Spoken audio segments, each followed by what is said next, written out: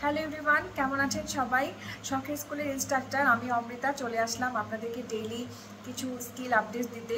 আমরা সাধারণত সবসময় সব কিছুতে হ্যাঁ বলি, আমাদের না বলতে অসুবিধা হয়, কারণ আমরা ভাবি যে আমরা যদি না বলি তাহলে আমাদের অপরপক্ষের মানুষজন আমাদেরকে নিয়ে কি মনে করবে। তো এই জন্য আমরা সবসময় হ্যাঁ বলতে থাকি। তো যখন আপনারা কোনো অফিসে জয়েন করবেন কিংবা যখন আপনাদের কোনো কর্পোরেট লাইফ শুরু হবে, তখন যদি আপনারা প্রত্যেকটা কথায় হ্যাঁ বলতে থাকেন, তাহলে দেখবেন যে মাসের শেষে কিন্তু সবাই যখন কাজ করে চলে গিয়েছে, আপনার টেবিলে দেখবেন অনেক কাজ, কারণ আপনি হ্যাঁ বলেছেন।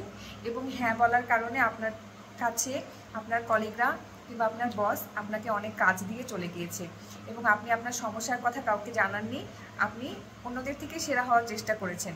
তো যখন কোনো টিমে কাজ করবেন কিংবা কোনো অফিসে কাজ করবেন, তখন এই সুন্দর হওয়াটা এই সবার কাছে খুব ভালো সাজতে যাবেন না, কারণ সবার কাছে যে ভালো সাজতে চায় সে কিন্তু আসলে ব্যক্তিত্বহীন, তার কিন্তু কোনো পার্সোনালিটি নেই। এই জন্য পার্সোনালিটি বিল্ড আপের জন্য প্রথম শর্ত হচ্ছে আপনাকে না বলা শিখতে হবে। তো এই না বলাটা আস্তে আস্তে যখন আপনি প্র্যাকটিস করবেন, তখন আপনার পার্সোনালিটি স্ট্রং হবে, এবং কেউ কোনো কাজ আপনাকে চাপিয়ে দেওয়ার আগে দুইবার চিন্তা করবে যে এই কাজটা আমার কি সত্যি তাকে দিব কিনা।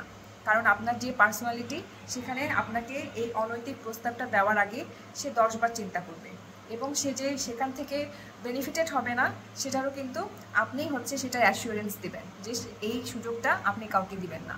কারণ আপনি যখন সব কিছুতে হ্যাঁ বলা শুরু করবেন এবং আপনার প্রবলেমগুলো কাউকে বলবেন না, পার্সোনালিটি আপনার আস্তে আস্তে ডাউন হবে, এবং আপনাকে সবাই অ্যাভেলেবেল মনে করবে, এবং আপনাকে সবাই বলবে টেকেন ফর গ্রান্টেড।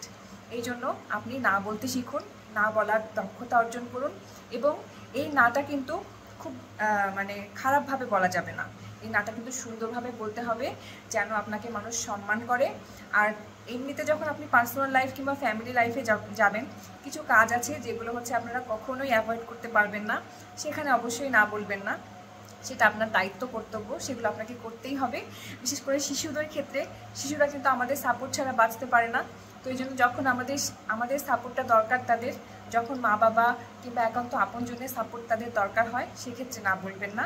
এবং যখন কোনো দায়িত্ব হবে, কোনো অনুষ্ঠান হবে, কোনো অতিথি আপ্যায়নের অপশন আসবে, সেক্ষেত্রে না বলবেন না, কারণ তখন আপনার একটা ব্যাড ইমপ্রেশন তৈরি হবে এবং সবাই আপনাকে অসামাজিক মনে করবে।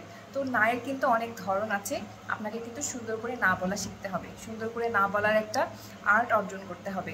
এবং এটা প্রফেশনালিজমের প্রধান শর্ত হচ্ছে সব কিছুতে আপনি না বলতে পারবেন।